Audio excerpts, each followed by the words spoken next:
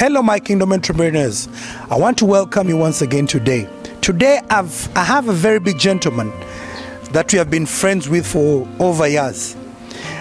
He's the founder and CEO of Chill Grow, a very big agro-business company. He has managed to grow it to make millions and impact not only Kampala, but all districts in Uganda. And is now planning to expand his stay in East Africa and probably Africa over time. Mr. Arthur is someone who started small, just like you, and he has actually managed to grow his business to be a multi-million business that is impacting lives. Hi everyone, this is Arthur Arinda, the founder of Chill Grow International Limited.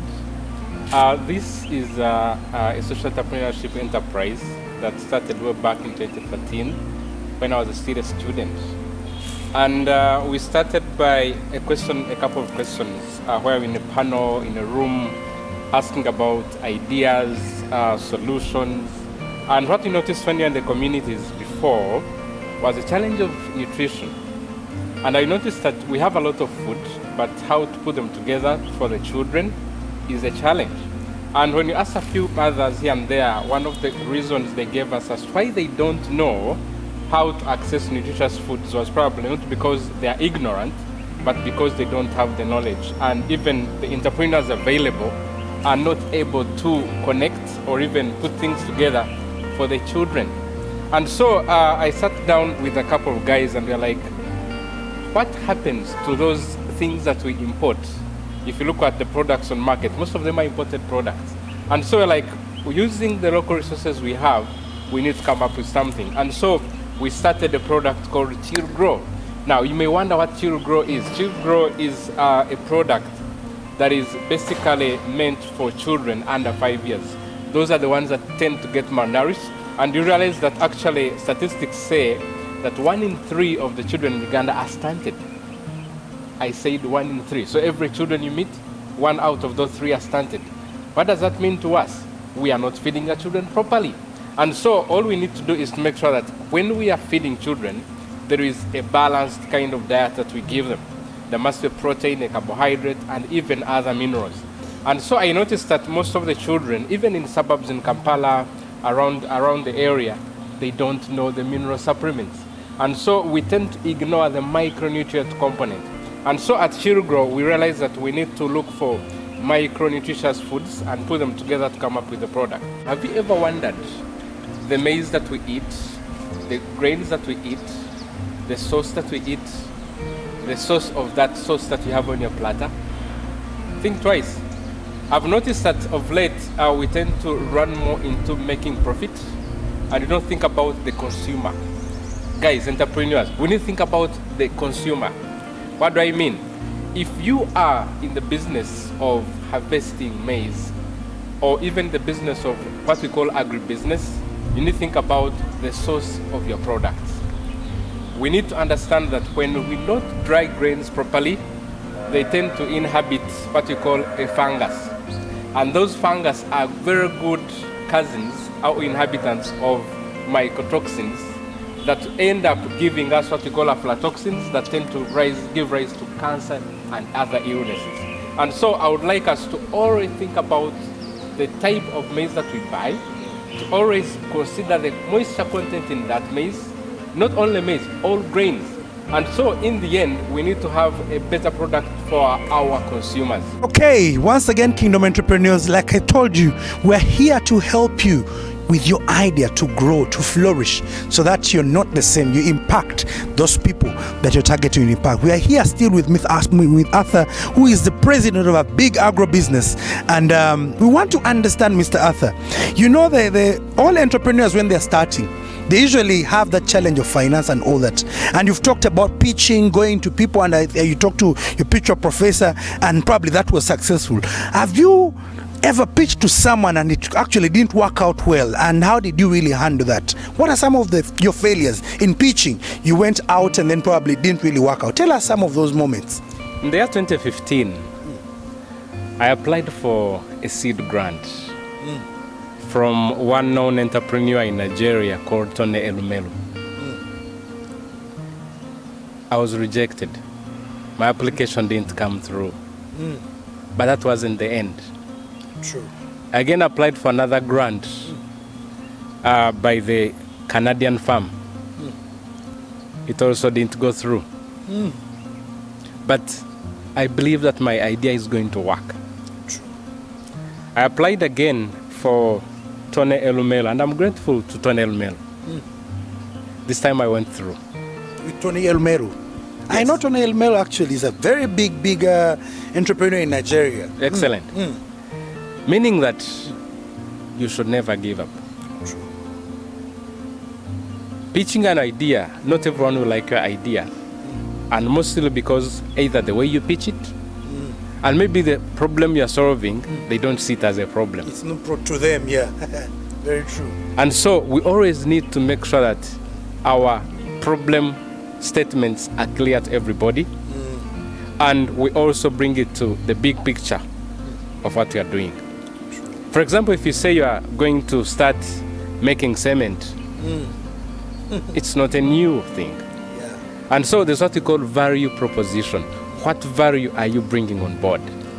And so you and I, and the entrepreneur out there, when you think about the value of what you're doing, if you're doing fish farming, what value are you adding to the community?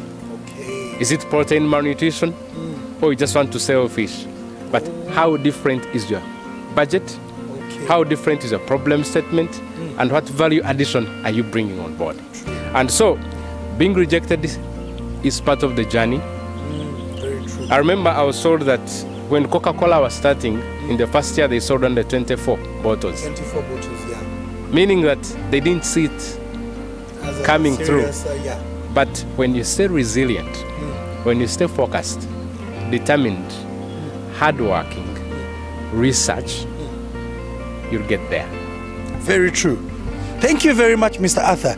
You're there, you have an idea, you think you don't have resources and all that. How many people have you reached to? How many rejections are on your list? How many times have you been rejected? If they've rejected you more, don't stop there. Like Mr. Arthur told us, it is not the end. Probably just work on maybe your problem that you're solving, show them the solution, the value you're bringing on table, and you'll find the right person. Like we told you, your wise men are looking for you, but your star has to shine so that they find you.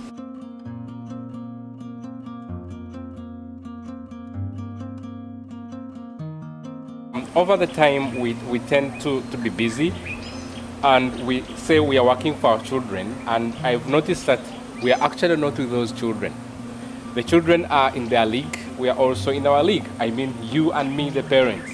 And so I've noticed that the more you spend time with the children, the more they get to learn from you, and you become the role model of those children. What do I mean here? We tend to wake up very early, 7 a.m., 8, 6, run to work, and even get back at 10 in the night.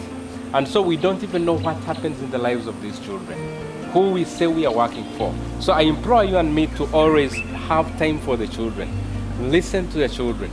Play with the children. It's not a matter of tough talk. It's not a matter of tough discussions. Where have you been? Why didn't you do your homework? How come your nails are not polished? No. We need to think about the lives of these children and the way we mentor them.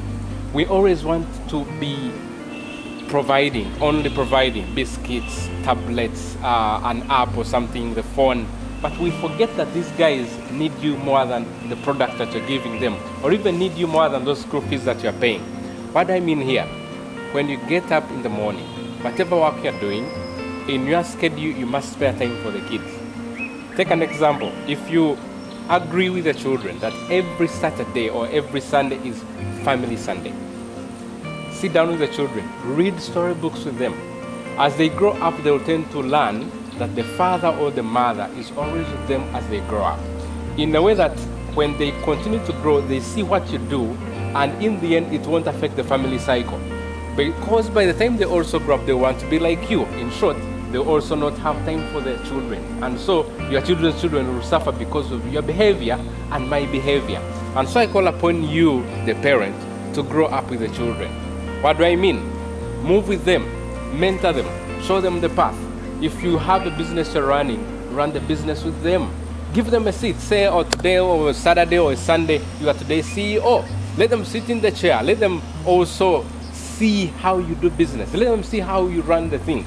And so in the end, when you and I are not around, we know that we are living a generation that is prepared to run our enterprises, a generation that is prepared to have better families and better homes.